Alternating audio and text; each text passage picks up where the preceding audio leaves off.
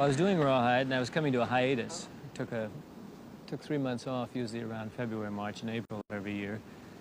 And my agent in Los Angeles called me up in the William Morris office and asked me if I would like to go to Europe and make an Italian, German, Spanish co-production of a remake of a Japanese film in the plains of Spain, and I said not particularly. And Sergio Leone, the director of A Fistful of Dollars, hadn't particularly wanted Clint Eastwood. Not to begin with, at any rate. He wanted another actor. I really wanted James Coburn, but he was too expensive. The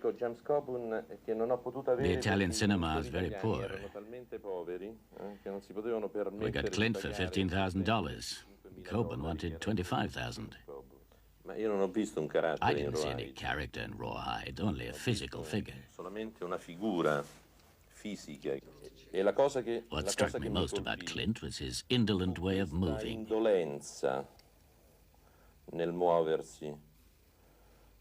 It seemed to me Clint closely resembled a cat. The script was in English, very strange English, because it had been written by an Italian group of people who didn't speak English that well, especially English with what you'd call the Western kind of slang. It was like an Italian concept of what a Western slang would be. So that a lot of the dialogue was a little bit on the shaky side. So I liked it, though, and I felt that maybe a European approach would give the Western a new flavor, something, because I thought it had been in a very stagnant period at that point. The part wasn't as spare as that in the script, but to me, the more the character would get into expository scenes and start explaining things, the more it would dissipate the mystery of the character or the strength of the character. So we cut it down very lean, and Sergio Leone agreed that we'd try to make this guy a little bit unique. You're not quite sure who he is. You're not even quite sure he's the hero until 3/4 or halfway through the film. The spaghetti westerns were made not in Italy, but here in Almeria in the south of Spain, with German money, an American star, a mixed crew including Spanish technicians, and at the helm, an Italian director. Well, communication was a little rough. I knew arrivederci and buongiorno, and he knew goodbye and hello, and that was it. We had an interpreter the first time. Then he learned a little English, and I learned a little Italian, and between a little Spanish, and we just kind of fudged our way along. My films are basically silent films. The dialogue just adds some wit.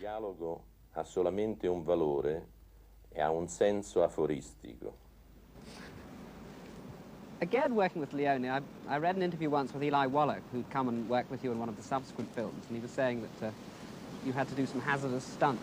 Oh, yeah. I remember they were going to blow up a 200-meter bridge, and they had something like 1,800 pounds of dynamite or so. They had just tons of dynamite in the thing. And I said to Sergio, I said, where are we going to be? They had 5 cameras on. And he says, well, you'll be down here next to this first camera. You'll crawl up here, and then just as you come over the top where the camera is, the bridge will blow up behind you. And I looked at the bridge, and I looked at the distance between, and I said, I knew it was close. I thought it was very close, too close. But I said, rather than say, no, I don't want to do that, I said, Sergio, where are you going to be? And he said, oh. He says, well, I'll be right here, right behind this camera, waiting for you, right where you come in. I said, fine. If you'll be there, I said, then I'll do it. He kind of did a long look at me. And all of a sudden, I took a walk back, and I saw 2 guys coming up in Wallach's wardrobe and my wardrobe. And I said, oh, you're going to use doubles. Why is that? Well, Sergio's decided he wants to be up on the hill so he can get a better look.